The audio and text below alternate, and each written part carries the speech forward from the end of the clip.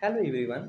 आज हमारे यूपीएसआई 2021 के पीवाईक्यू की हिंदी की 11वीं क्लास है। आते हैं अपने पहले क्वेश्चन पे। देखिए, पहला क्वेश्चन कह रहा है कि इनमें से घुमक्कड़ शास्त्र के लेखक कौन है। ऑप्शन दिया है निर्मल वर्मा, राहुल सांस्कृत्यायन, अमृतलाल बेगड़ या फिर रामबृक्ष बेनीपुरी। तो ऑप्शन नंबर बी बिल्कुल सही जवाब हो जाएगा, राहुल सांस्कृत्यायन। अगर हम बात करें राहुल सांस्कृत्यायन की रचनाएं की, तो देखिए एक है आपका दर्शन दिग्दर्शन, 22वीं सदी, वोल्गा से गंगा, दिमागी गुलामी और घुमक्कड़ शास्त्र, ये सब आपके राहुल सांस्कृत्यायन की रचनाएं हैं। चलिए आगे चलते क्वेश्चन नंबर 2 पे। कह रहा हिना फिल्म किस कहानी पर आधारित है। ऑप्शन दिया है मलबे का मालिक, दुविधा, लौटा मुसाफिर या फिर मुसाफिर। तो ऑप्शन नंबर ए बिल्कुल सही जवाब हो जाएगा, मलबे का मालिक। चलिए आगे क्वेश्चन नंबर 3। कह रहा है जान पर खेलना मुहावरे का क्या अर्थ है।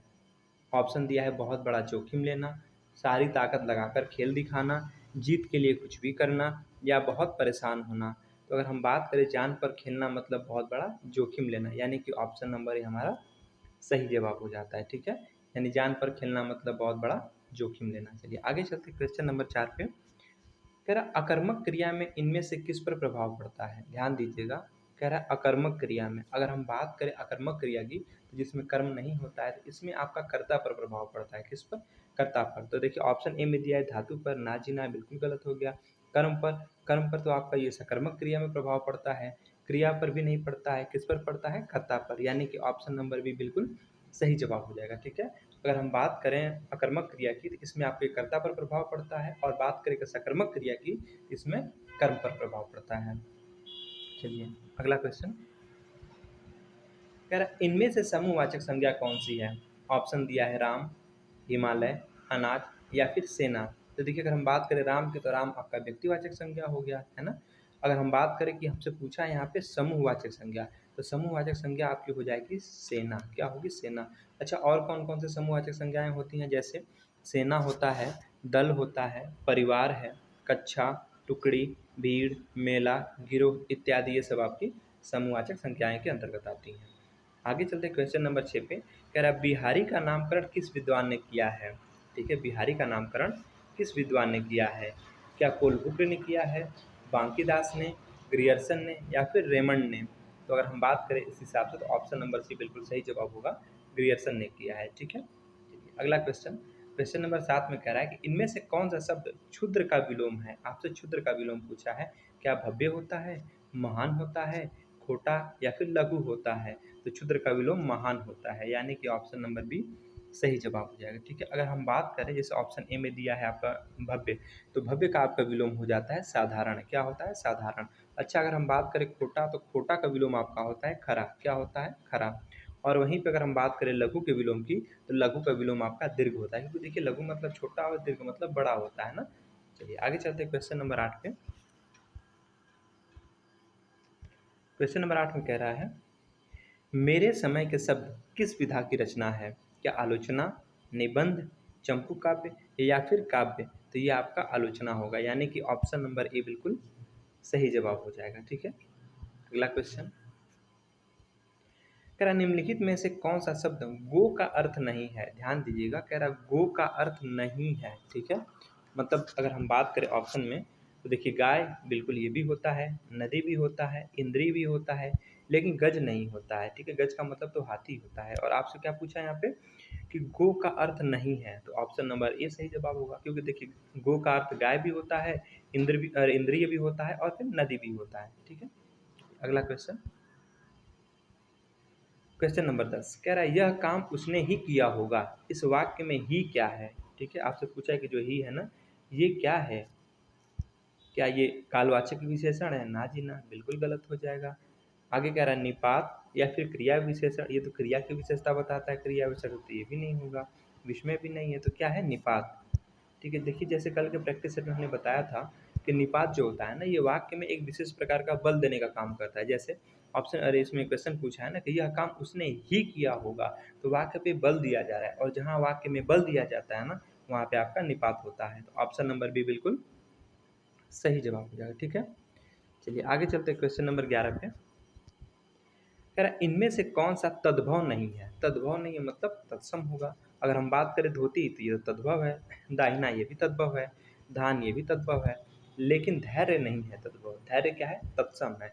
अच्छा, अब धैर्य का तद्भव क्या होता है? तो धैर्य का तद्भव धीरज होता है, ठीक है। तो आपसे यही पूछा था कि नहीं है, तो आपका धैर्य क्या है? ये तद्भव नहीं है, मतलब तत्सम है, ठीक है। अगला क्वेश्चन कह रहा भावना में कौन सा प्रत्यय है। अब बात करते हैं प्रत्यय की। प्रत्यय होते क्या है? तो प्रत्यय एक शब्दांश होता है जो कि शब्द के पीछे जुड़कर उसका अर्थ बदल देते हैं, ठीक है। तो अब हमसे पूछा है कि भावना में कौन सा प्रत्यय है, क्या एक प्रत्यय है, अक प्रत्यय है, अना प्रत्यय या फिर वना प्रत्यय है। तो भावना में आपका अना प्रत्यय है, यानी कि ऑप्शन नंबर सी बिल्कुल सही जवाब हो जाएगा, ठीक है। चलिए आगे चलते हैं क्वेश्चन नंबर 13 पे। कह रहा है कि तीसरा विश्व हिंदी सम्मेलन इनमें से किस स्थान पर हुआ था? क्या दिल्ली में हुआ था, नागपुर में, लखनऊ में या फिर कलकत्ता में? तो अगर हम बात करें तीसरा विश्व हिंदी सम्मेलन, तो ये आपका दिल्ली में हुआ था। कहाँ पे हुआ था? दिल्ली में, ठीक है। यानी कि इस हिसाब से हमारा ऑप्शन नंबर ए बिल्कुल सही जवाब है। अच्छा, ये दिल्ली में हुआ कब था? तो दिल्ली में अगर हम बात करें तो अक्टूबर 1983 ईस्वी में हुआ था, ठीक है। कब? अक्टूबर 1983 में हुआ था। चलिए आगे हम बात करते हैं क्वेश्चन नंबर 14 की। कह रहा है ज्ञानपीठ पुरस्कार के लिए कुल कितनी भाषाओं के साहित्य को स्वीकार किया जाता है? क्या 22 भाषाओं को, 18 को, 25 को या फिर 16 को? ऑप्शन नंबर ए बिल्कुल सही जवाब हो जाएगा, 22 भाषाओं को। अगर हम बात करें इसकी, तो देखिए ज्ञानपीठ पुरस्कार जो है ना, भारतीय संविधान की 8वीं अनुसूची, जो कि आप जानते हैं 8वीं अनुसूची में आपके 22 भाषाओं का जिक्र किया गया है। तो वही कह रहा है कि ज्ञानपीठ पुरस्कार जो है भारतीय संविधान की 8वीं अनुसूची में शामिल जो 22 भाषाएं हैं ना, ठीक है, 22 भाषाओं के साहित्य के लिए दिया जाता है। तो राइट आंसर क्या होगा? 22 हो जाएगा, यानी ए ऑप्शन सही है। चलिए आगे चलते क्वेश्चन नंबर 15 पे। कह रहा है गायक गीत गा रहा है, ठीक है। गायक क्या कर रहा है? गीत गा रहा है। यह किस काल का उदाहरण है? पहली बात तो है वर्तमान का, तो वर्तमान तो चूंकि सब में दिया है, ठीक है। तो ऑप्शन नंबर डी तो ऐसे भी गलत हो गया। तो गायक गीत गा रहा है, क्या संदिग्ध वर्तमान है? ना जी ना, क्योंकि संदिग्ध में तो संदेह की भावना उत्पन्न होती थी, ये भी गलत हो जाएगा।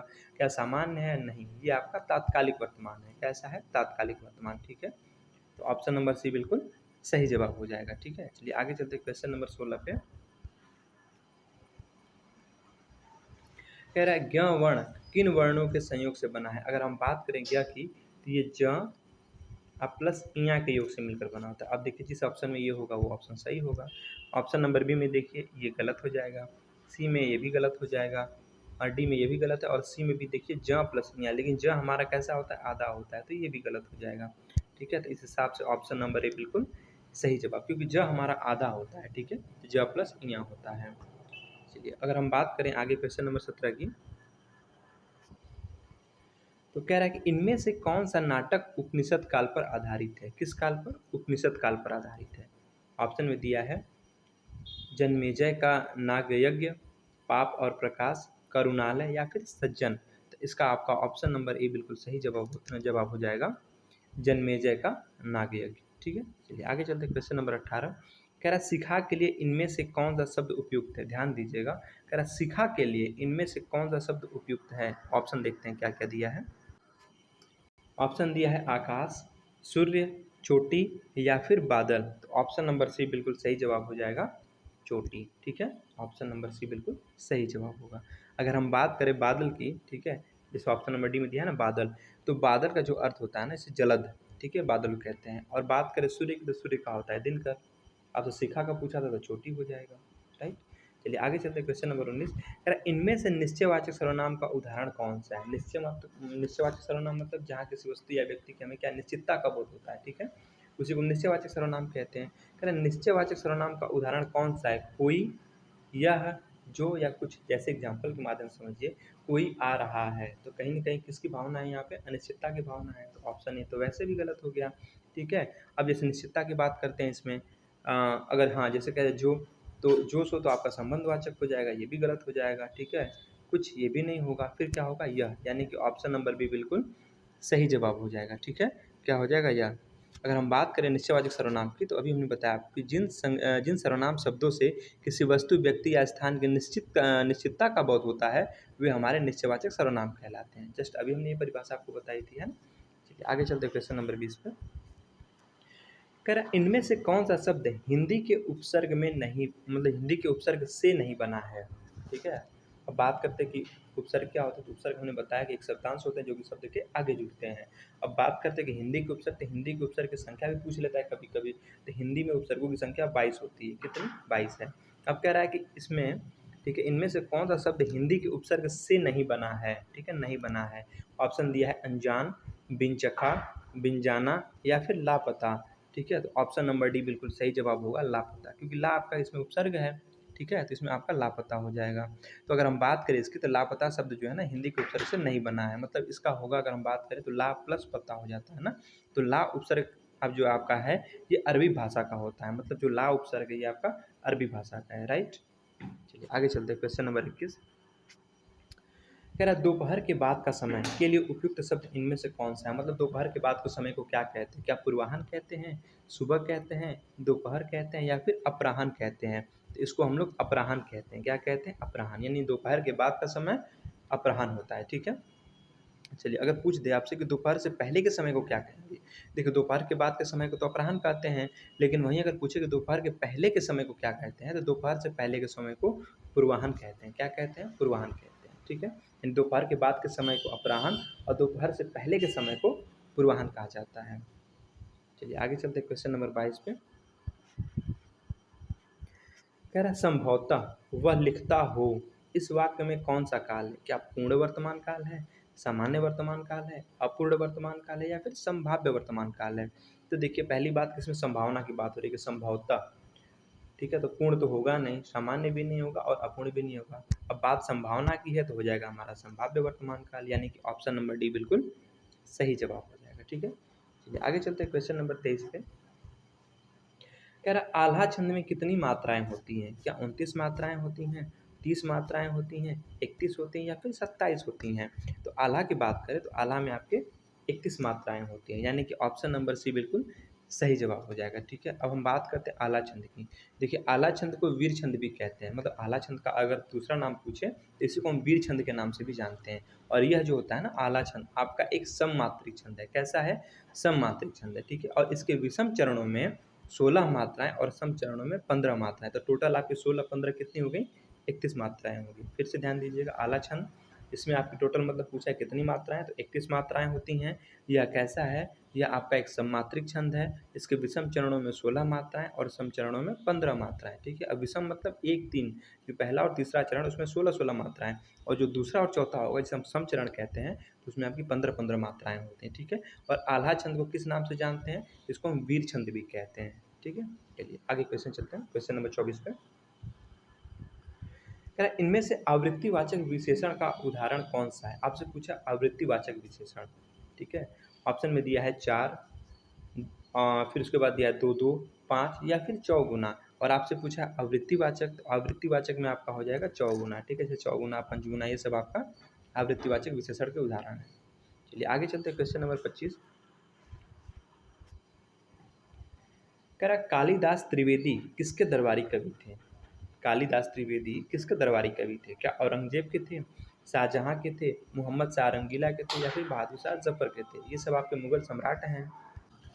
तो ऑप्शन नंबर ए बिल्कुल सही जवाब होगा औरंगजेब। ठीक है, तो यानी जो कालिदास त्रिवेदी थे ना ये औरंगजेब के दरबारी कवि थे, यानी कि ऑप्शन नंबर ए सही जवाब हो जाएगा। ठीक है, चलिए आगे चलते हैं क्वेश्चन नंबर 26 पे। कह रहा इनमें से कौन सा वाक्य शुद्ध है? आपसे शुद्ध वाक्य पूछा है। ऑप्शन ए में दिया है गया था मैं कानपुर, बच्चा बच्चा बता देगा गलत है। आगे कह रहा है मैं कानपुर गया, बिल्कुल गलत है।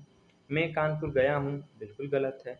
डी में कह रहा है मैं कानपुर गया था, बिल्कुल सही है, यानी कि ऑप्शन नंबर डी बिल्कुल सही जवाब हो जाएगा। ठीक है, चलिए आगे चलें। अब हमारा क्वेश्चन नंबर 27। क्वेश्चन नंबर 27 में कह रहा है कि अद्भुत रस के देवता इनमें से किसे माना जाता है? ठीक है, अद्भुत रस के देवता किसे माना जाता है? क्या गंधर्व को, शिव को, विष्णु को या फिर काम को? तो किसको माना जाता है? गंधर्व को, यानी कि ऑप्शन नंबर हमारा ए बिल्कुल सही जवाब हो जाएगा। ठीक है, अगर हम बात करें अद्भुत रस की, तो अद्भुत रस के देवता गंधर्व को माना जाता है। और शांत रस का अगर देवता आपसे पूछ दे, ठीक है, शांत रस, तो शांत रस के देवता आपके नारायण होते हैं। ठीक है, और रौद्र रस के देवता रुद्र होते हैं। ध्यान दीजिएगा, अद्भुत रस के देवता गंधर्व को माना जाता है, शांत रस के देवता नारायण हैं, और रौद्र रस जो मतलब रौद्र रस होता है इसके देवता रुद्र हैं। ठीक है, आगे चलते हैं, क्वेश्चन नंबर 28। फिर अठकोना में कौन सा समास है? अठकोना, इसमें कौन सा समास है? क्या द्विगु समास है, बहुव्रीहि समास है, तत्पुरुष समास है या फिर द्वंद्व समास है? ठीक है, इसमें कौन सा समास होगा? तो देखिए अगर हम बात करें अठकोना की, तो इसमें जो है ना आपका अठकोना में आपका द्विगु समास होता है। कौन सा है?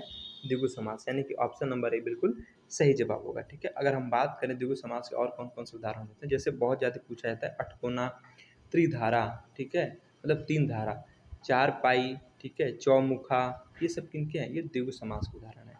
अद्वंद समास तो आप जानते हैं जिसमें दोनों पद प्रधान होते हैं, बहुब्रीहि समास जिसमें कोई पद प्रधान नहीं होता है। ठीक है, चलिए आगे चलते हैं क्वेश्चन नंबर 29 पे। कह रहा भाववाच्य में किस प्रकार की क्रिया का प्रयोग किया जाता है? क्या संयुक्त क्रिया का, सकर्मक क्रिया का, द्विकर्मक क्रिया का, या फिर अकर्मक क्रिया का?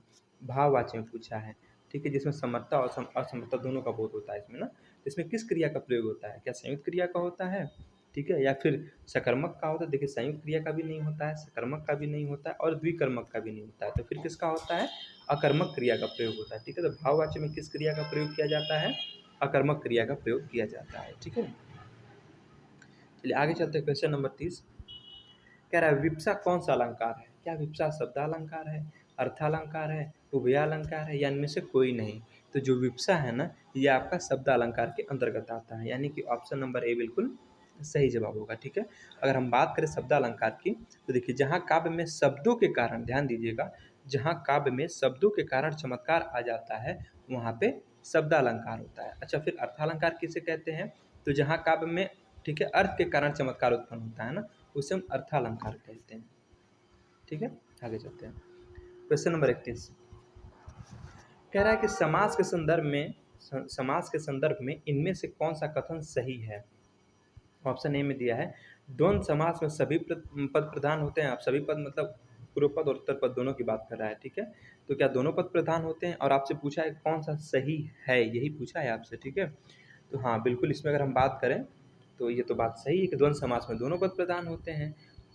बी में कह रहा है कि जिस कर्मधारय, ठीक है, जिस कर्मधारय का पूर्व पद संख्या बोधक हो वह द्विगु कर्मधारय समास कहलाता है। जी बिल्कुल, ये भी सही है। ठीक है, तीसरा में कह रहा है तत्पुरुष समास में साधारणतः प्रथम पद विशेषण और द्वितीय पद विशेष्य होता है। ठीक है, ये भी सही है उस हिसाब से। डी में कह रहा है सभी हैं, हाँ तो बिल्कुल डी वाला हम लगा लेंगे ऑप्शन। ठीक है, तो डी हमारा हो जाएगा इसका सही जवाब, क्योंकि देखिए सारे के सारे सही हैं और आपसे यही पूछा था क्वेश्चन में ना।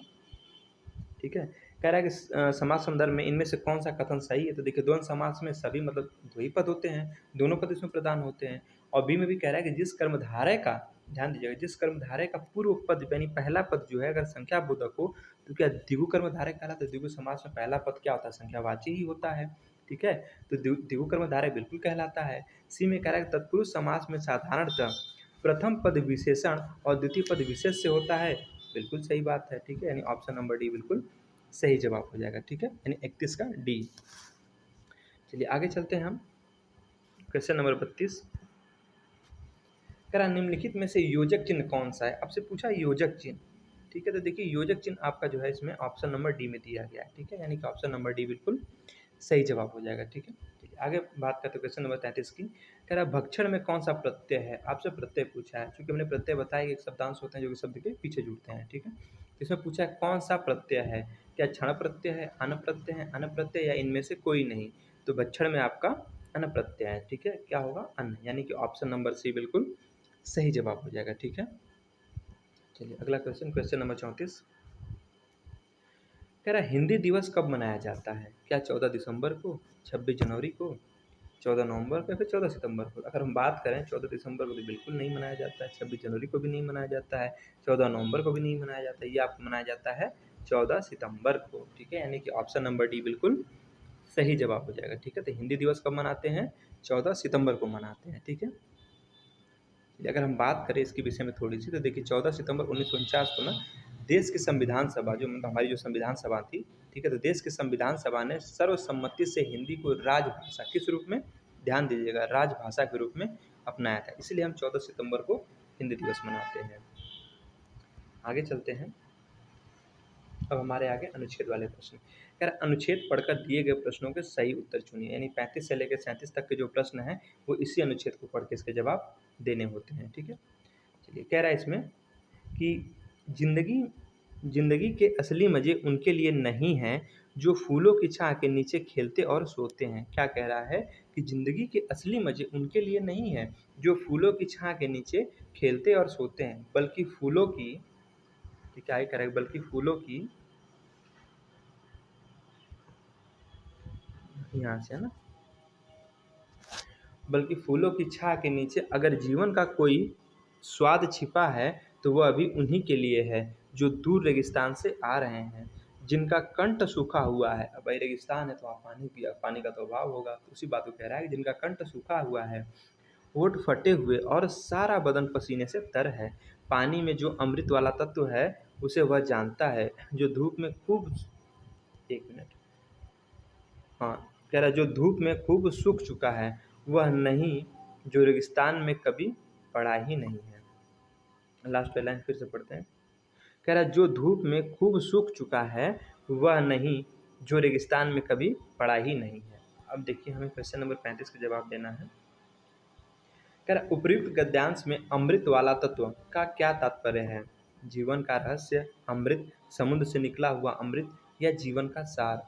ठीक है, इसका हमारा ऑप्शन नंबर डी बिल्कुल सही जवाब होगा, जीवन का सार। देखिए जैसे हमें अनुच्छेद पढ़ने से पता चलता है कहीं ना कहीं जीवन के बारे में बात कर रहे हैं यहाँ पे। ठीक है, तो हमारा क्या हो जाएगा, ऑप्शन नंबर डी बिल्कुल सही जवाब, यानी कि जीवन का सार। आगे चलते हैं क्वेश्चन नंबर 36 पे।